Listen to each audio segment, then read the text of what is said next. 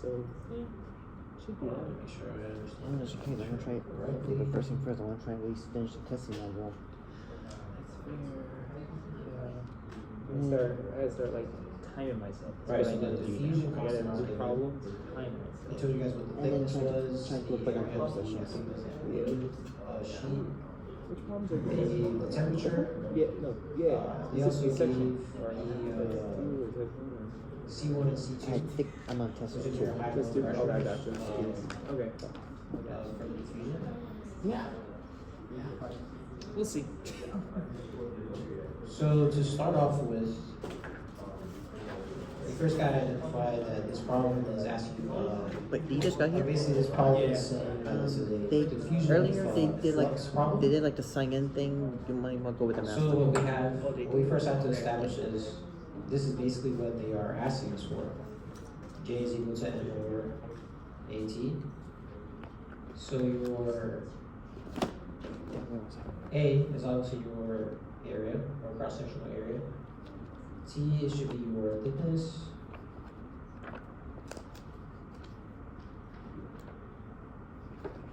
And your M is going to be your double check.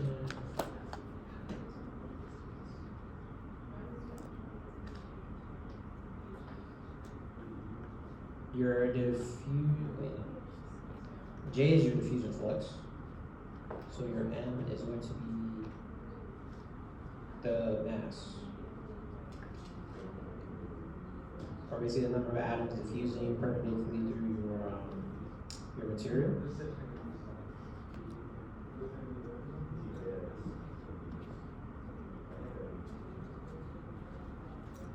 But now I believe the key to this problem is where they mentioned this is supposed to be steady state condition.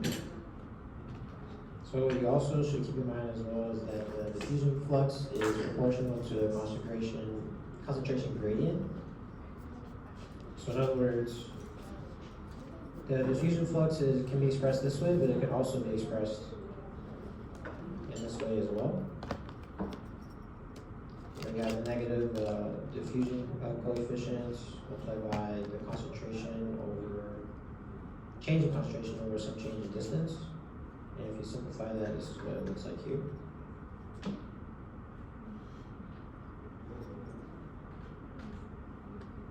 So not too bad.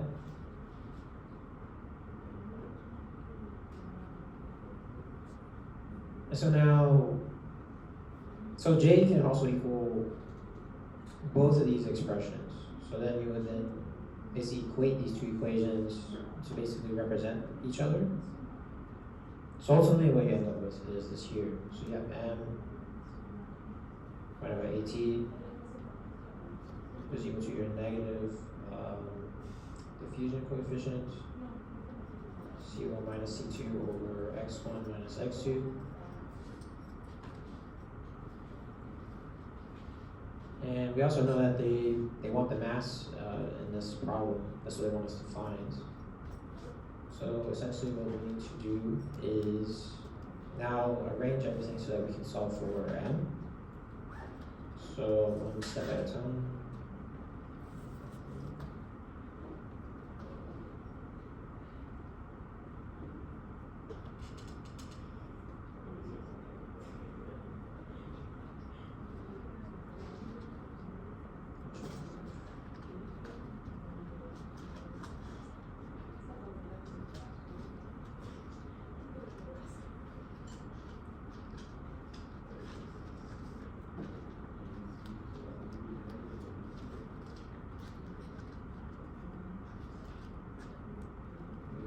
Your thickness should also be over there as well.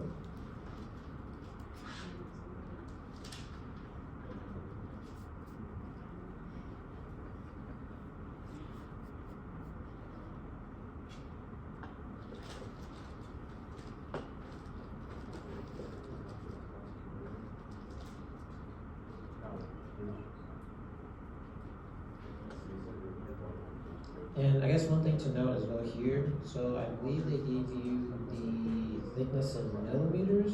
I would change that to scientific notation and meters, just to make sure you guys have your units consistent.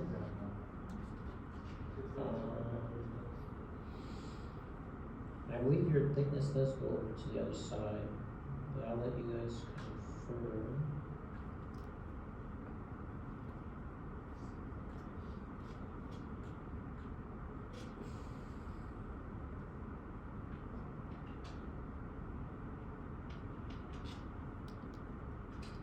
And there's one more component that is important here, and I'm not too sure actually where they get this number from. But it has to be, because the fusion is happening over time, they're adding basically a time element to it.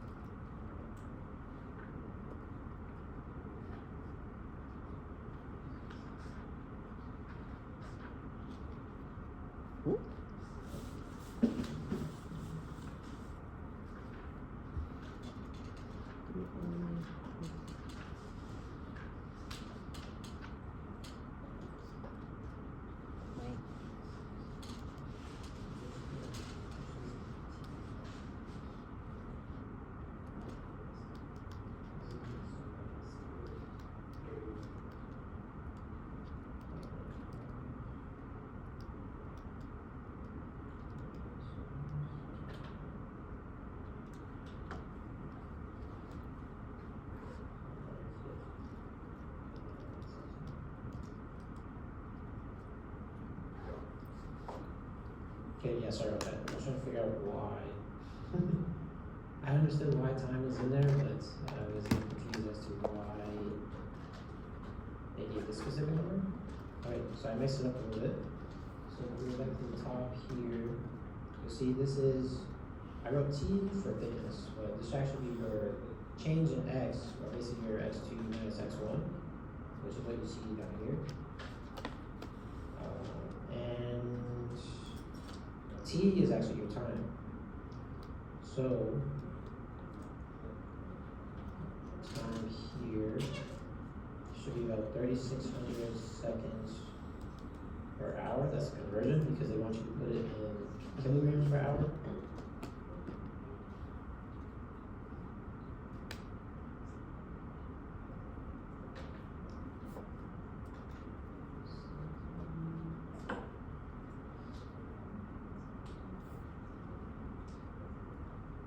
Any questions on this one?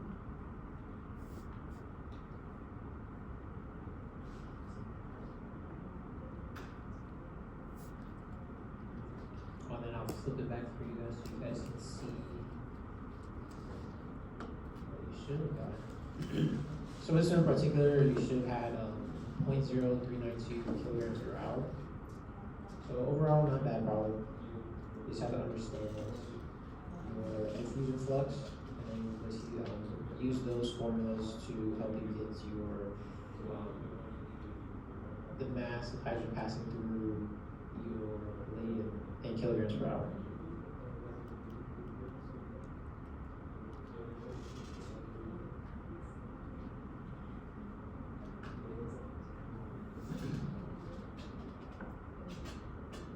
So I'll give you guys some time to work on this one.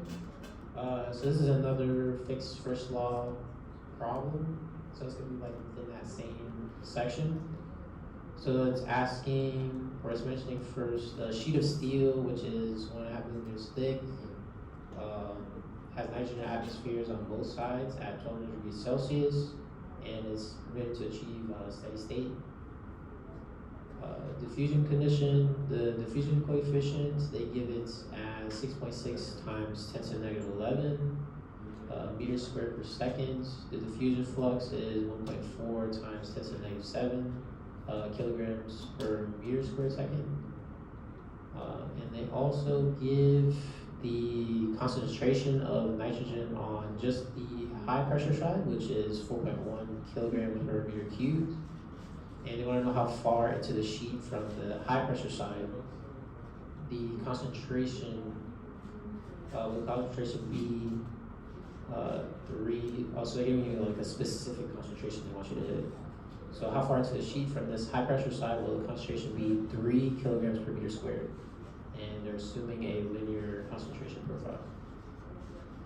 So you guys a few minutes to work on that part.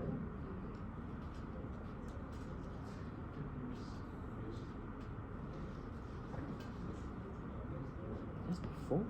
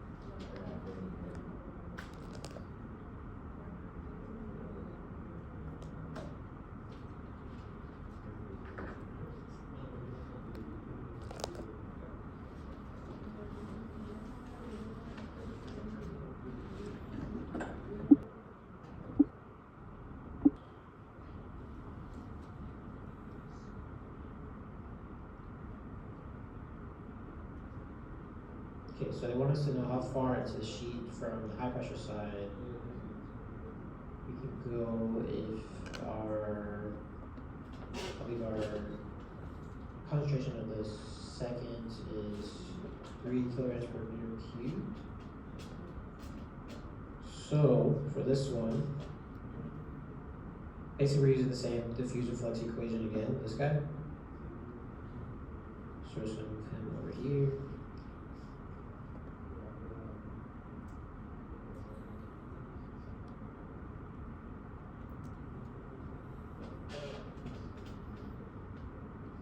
So you have the first concentration minus the second one divided by change in distance.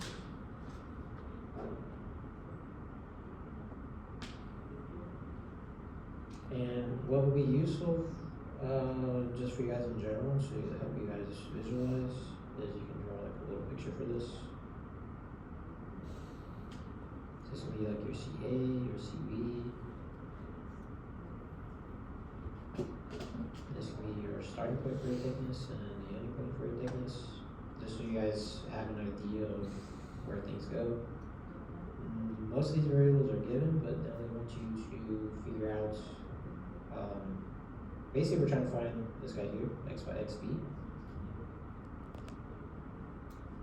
So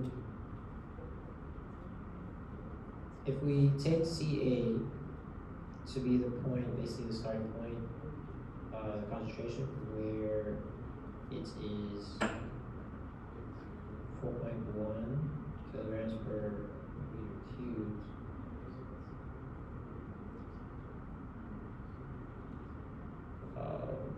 we would just basically rearrange so that we can solve for, because all these are given, except for the xb. So now if you rearrange this, you'll end up with xb is equal to xa plus d SCA minus CB over J. And it's important to realize that your XA, it should be 0 because that's where you're starting out with. You're starting to right at the surface of the material. So this isn't going to be just some random number. It's going to be 0. So this one's not too bad. From here is just everything is a given. As long as you understood that you wanted to find your XB. Basically, let me make sure you're trying to figure out how far into the sheet until you get basically your second concentration, which is 3 kilograms. So this is the guy here that you want, because XA, you're starting from 0, XB, you're trying to figure out where exactly in here are you going to hit 3 kilograms of concentration, 3 kilograms per meter cube of concentration.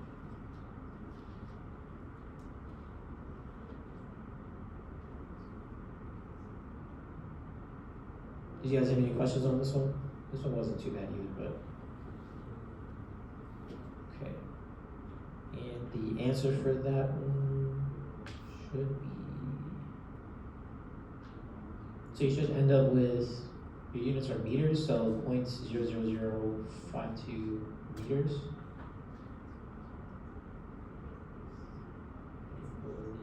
Next one, a little more involved, and I think you guys have like 2 of these on your homework. So if you know how to do this one, the other 2 are going to be cake. So this is fixed second law, or the non-steady state diffusion. So they want you to figure out the carbon rising time in seconds necessary to achieve carbon concentration of 0.44 weight percent at a position 1.8 millimeters into some iron carbon alloy that initially contains 0.031 weight percent carbon. Then they give you the surface concentration, which is 1.2 weight percent carbon, and the treatment. So they give you the temperature of the treatment, and they want you to assume that your D naught is 5.1 times 10 to the negative 5 meters squared per second, and your QD is 154 kilojoules per mole. And then they also give you this table here. You're with your Z and your, I believe ERF Z is supposed to be your air within that table. Since this is going to take a little bit more time for you guys, there's kind of a lot of different calculations that you can do with this, or within this, I should say. So definitely go ahead and give it a shot, and if you're good with this, then you'll be definitely be good with the 2 that are on the homework.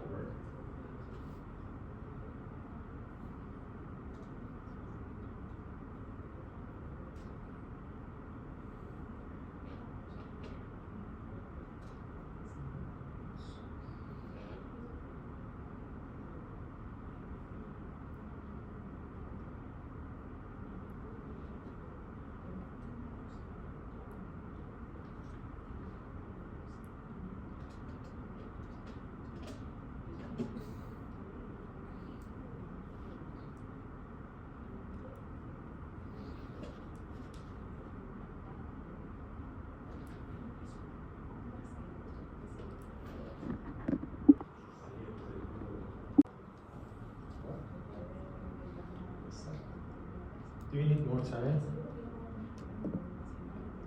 Let's think about it. Listen.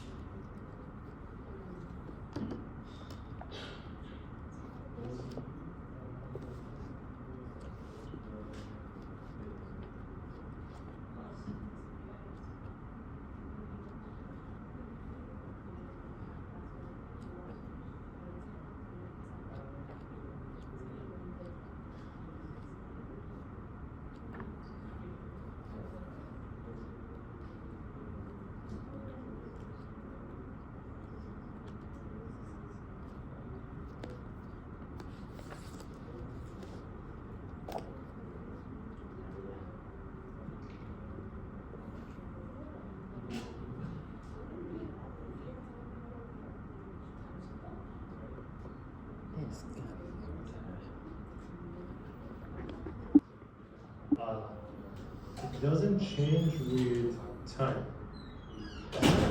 Any time, if you check the concentrations at a steady state diffusion, like the previous That one's questions, been done this. the concentration is going to be constant, will be the same. But this is not a steady state. So it depends, the concentration at different points depends on the time. So,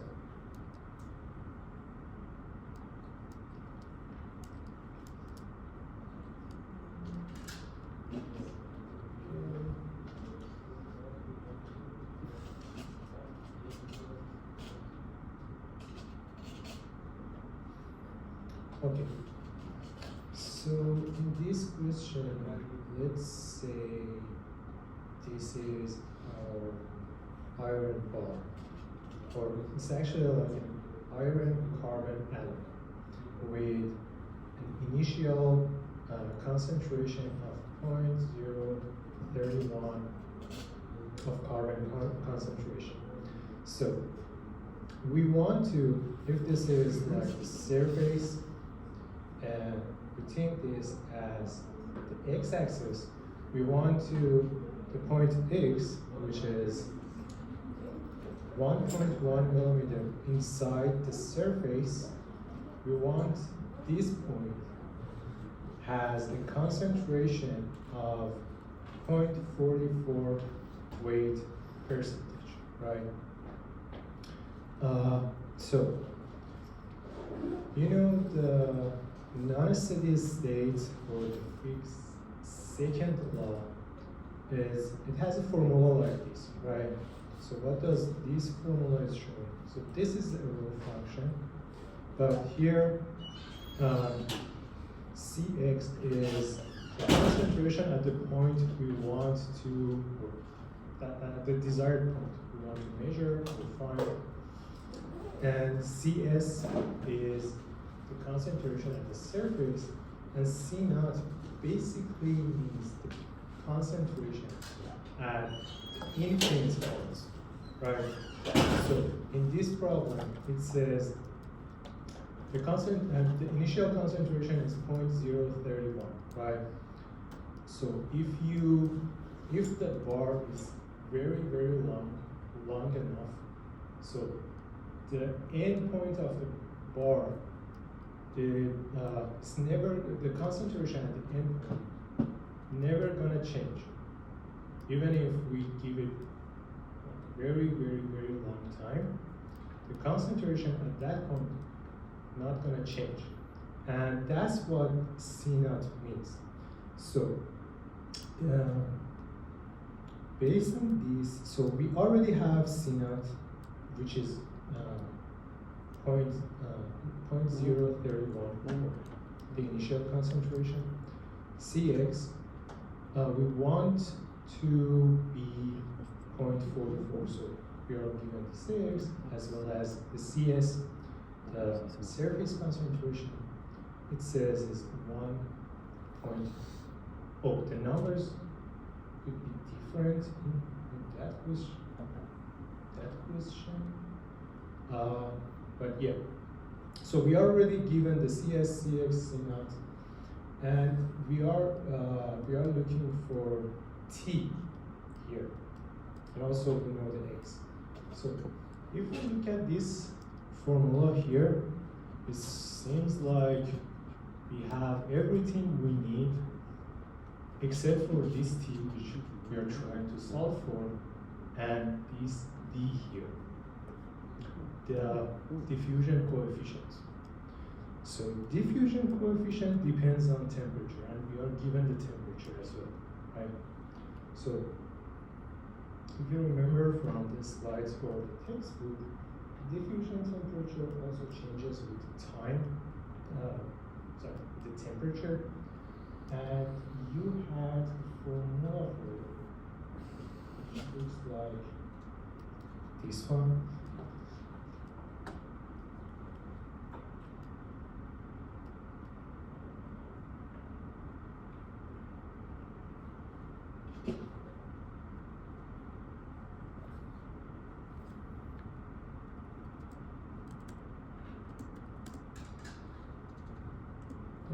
R is a constant. It's very similar to the formula from the previous chapter.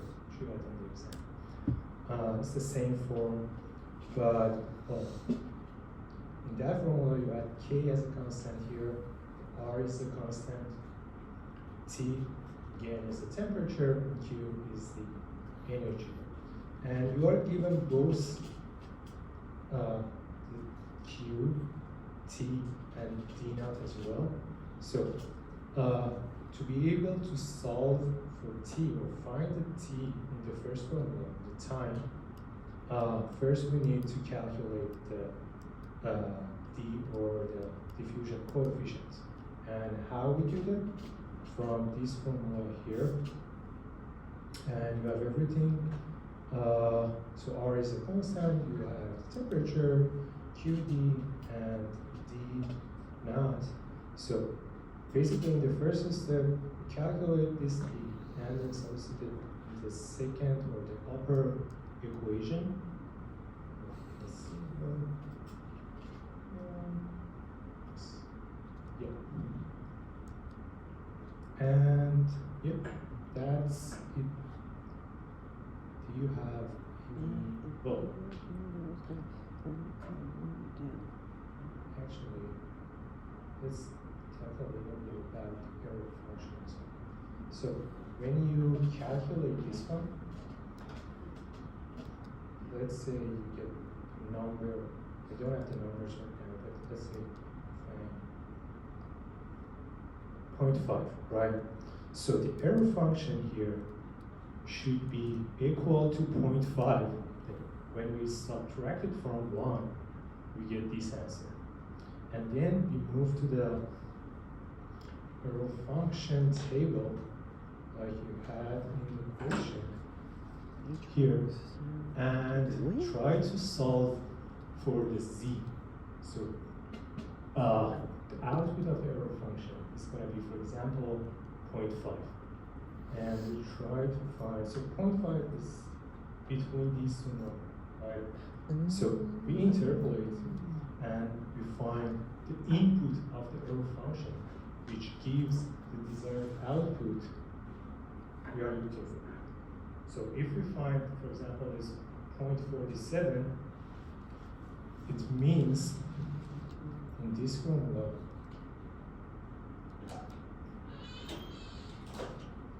x over the square root of 2 times d times t is equal to 0.47.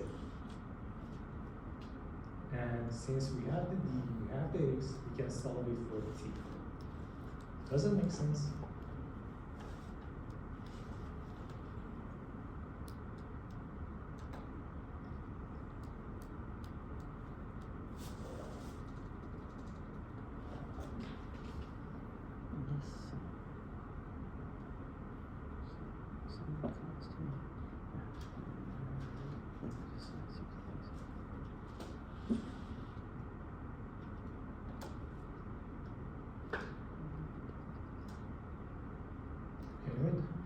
Involves a lot of calculation.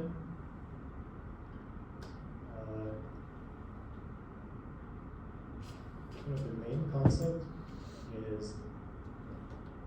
these two steps, these two formulas. So the tricky part is you have to find the coefficient first. After you have the coefficient, the rest is simple.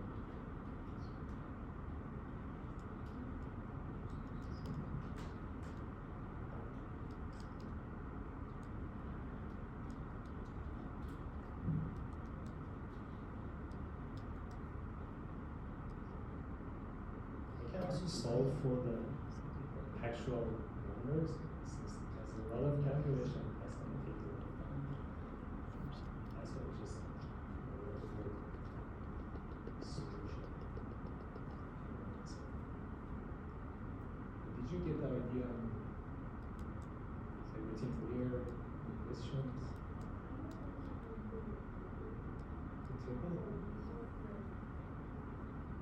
So here, well, I'm not going to use like the numbers given in the actual problem, but let's say we found, so this side of the equation is equal to 0.4,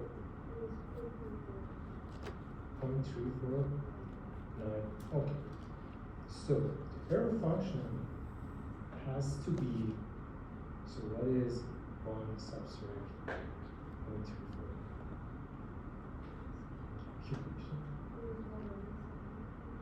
Yeah, 1 minus this number.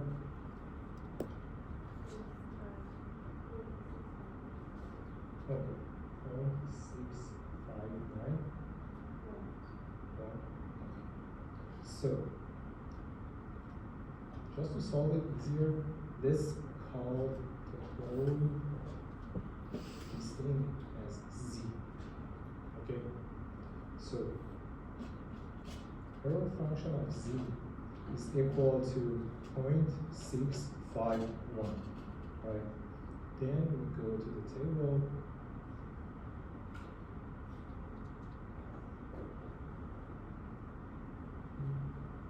Okay. 0.65. So this is the value of the error function. Where is 0.65? It's somewhere between these two, right? So we have to do the interpolation. Right? Just consider there's a z here, which is lower than 0.7 and bigger than 0.65, and the error function of that z is equal to 0.651. And we assume this function is linear, thus just this small part of the axis. We assume it's linear and do the interpolation and find that z. Right?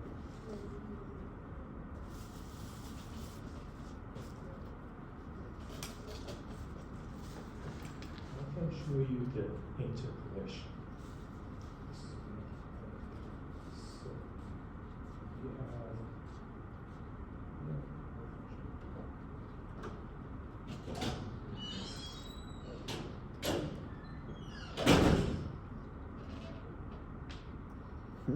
so this is the z column. This is a function of z. If z is equal to 0.65, the error function value is 0.642. We are looking for this z, which has an error function value of 6.651. If z equal to 0.7, the error function value is 0.6778.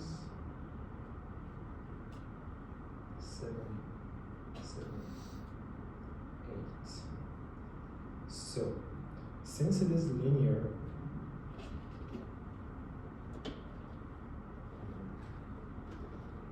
we have a relationship like this.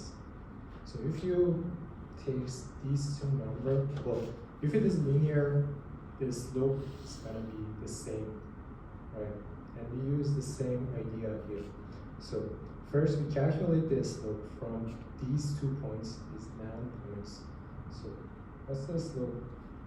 Is this value here, the function of 0.7 minus the function of 0.65 over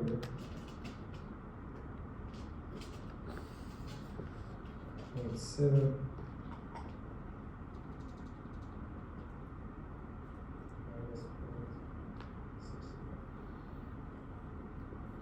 That's one way to calculate the slope from these 2 points. First point and the third point. But you can also calculate the slope from the first 2 points or from the second and the third point. So if we want to use these two, we will have the error function of z, which is this value 0.651, minus the error function of 0.65, which is 0.642 over z minus 0.65. And so in this equation here, everything is now, so you have a value for everything, and you're trying to find the z. And I have to finish it quickly. So let's say we find z is equal to 0.667. Just assume we found z is equal to 0.67. So now we come back to our actual question, which was, well, we consider z as this equation, right? Actually, we replace this term as z just to work with it easier. So now we found z is equal to, for example, 0.67, and we already calculated coefficients, the d and the x, which is given in the problem, and the only unknown is the time of the t. So that's the last step in this question. So these questions are pretty long, but they're not hard or complicated. The calculation just takes time.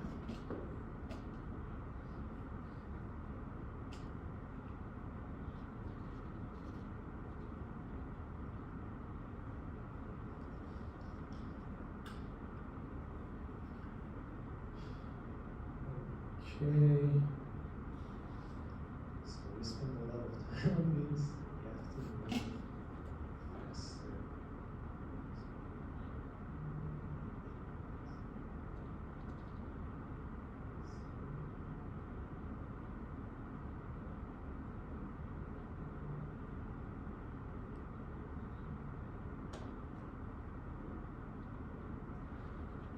Okay, so yeah.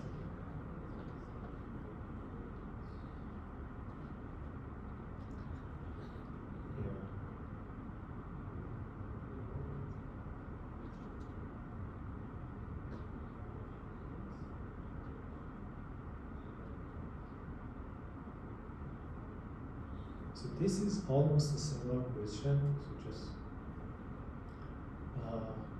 yeah, think about it a couple of minutes and then go over it.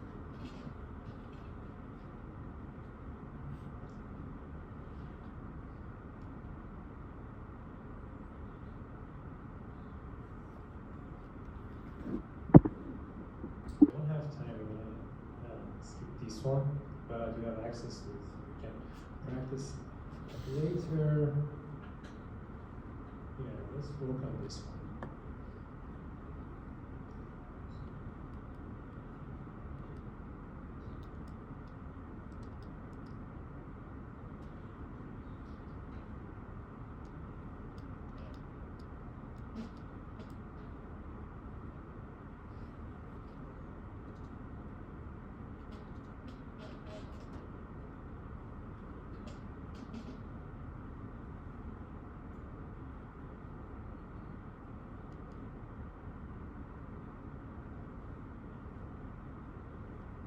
Oh, I just wasn't done.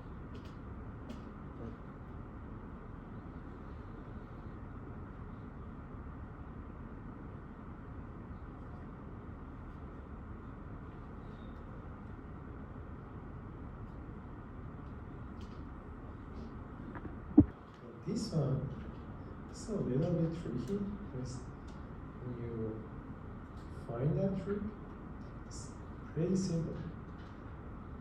So let's jump into the solution. Okay, so it says we have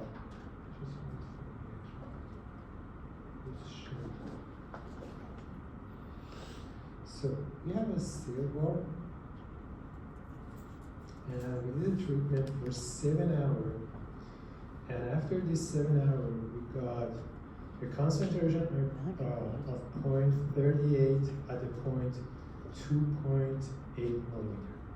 So we know it's the same non-steady equation or non-steady state diffusion problem. So we can write this down. So there's a point, we call it point 1, and after 7 hours, so T1 is 7, and the concentration at this point is 0.38, and we know the location of this point is 2.8 millimeter, right? And it's asking for a special another treatment that gives us the same concentration at another point at 6.3 millimeter, right? So how long does it take if we have the same condition? Everything is the same temperature, same material. So let's call it point 2. So x2 is, we know, is 6.3 millimeter. You can see it. Okay, that's better. x2 is 3.3 millimeter, right? And we can write down these equations. So and it says we want to achieve the same concentration. So C2 should be equals at C1, which we know is 0.38, right? And we are looking for this T2. I want to find the time that it takes. Okay, what else? It's gonna be exactly the same as the first process. So CS, C0, and what else? D, everything is gonna be the same, right? Except for the location of the point and the duration. So, just from these two equations here, when C0 and CS are the same, and we know C2 and C1 are equal, that's the condition of our problem. What does it mean? It means this part here and this part here are equal, right? So the other side of the equation also should be equal. So 1 minus error function of this and 1 minus error function of this are equal, which means this equation, the error function of this should be equal to error function of this, right? Yeah, that's good. So, and you saw the error function table. It is increasing function, which means when error function of, for example, Z1 is equal to error function of Z2, meaning Z1 is equal to Z2. Does that make sense?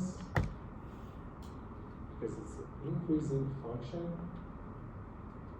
So when the error functions are equal, you know, these two fractions have to be equal to each other. So we have x1 over square root of 2d t1 equal to x2 over square root of 2d t2. So we said every condition for these two processes are the same, including the coefficient of diffusion, including the coefficient d. So we can cancel out d in these fractions, right? We end up with x1 over square root of t1 equals to x2 over square root of t2. And just for the simplicity, we can write it like this: x1 to the power of 2 over t1 is equal to x2 to the power of 2 over t2, right? So everyone's fine with this beginning here.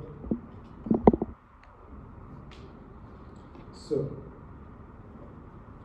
let's look at the information. So we have x1, we have t1.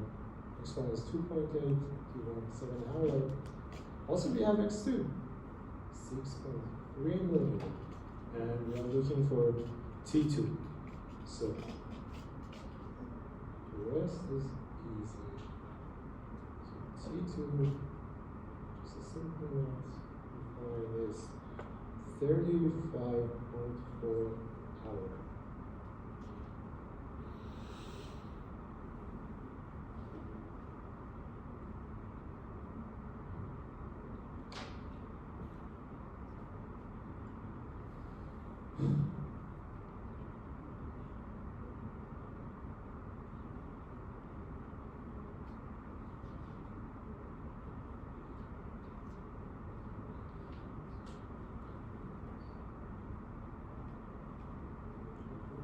Any questions?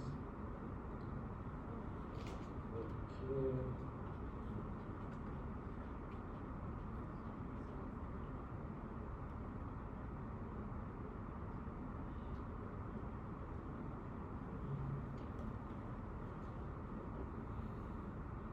Is this?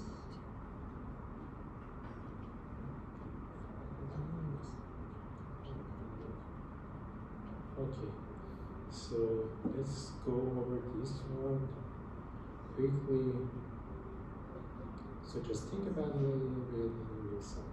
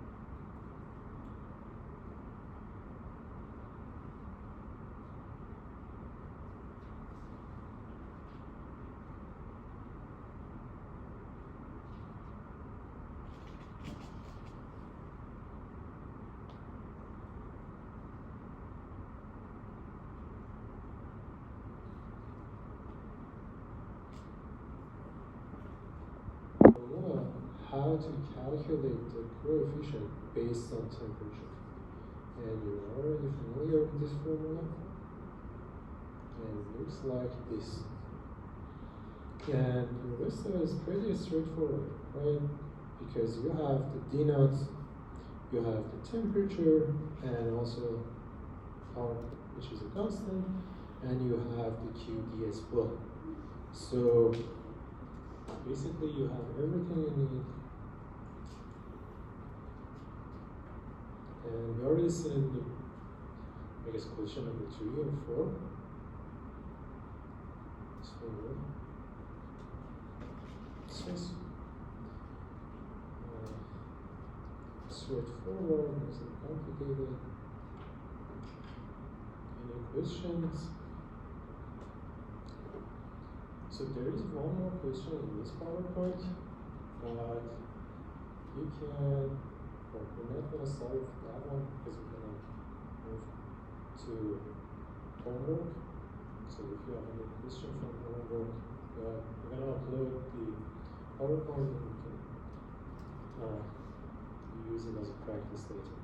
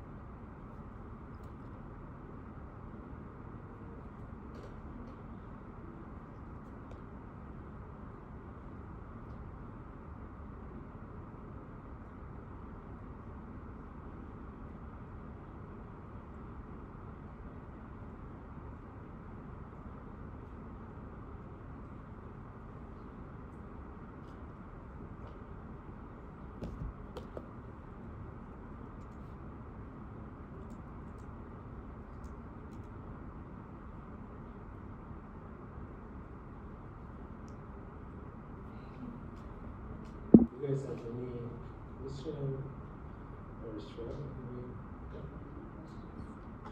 Question 6? Are you clear about this one? Because other question, I guess we somehow covered in the PowerPoint. It's just this question. I want to check if you're okay with it or not. This is pretty simple. It's basically like mostly relates to previous chapters, but it's talking about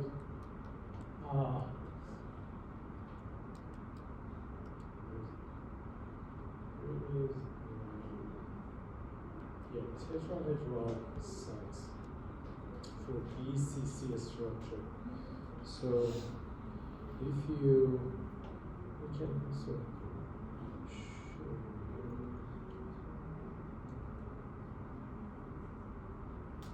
so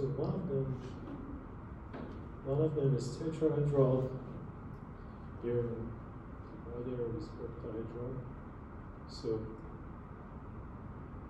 it's basically asking for like the direction moving from this one point to this one. You have to find that direction. It's pretty simple. And let's go to the question number 6.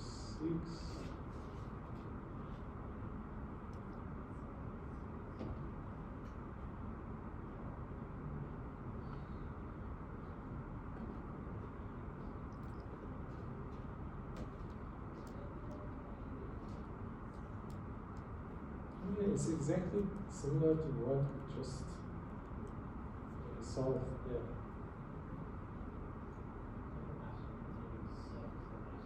Yeah, the second to last one.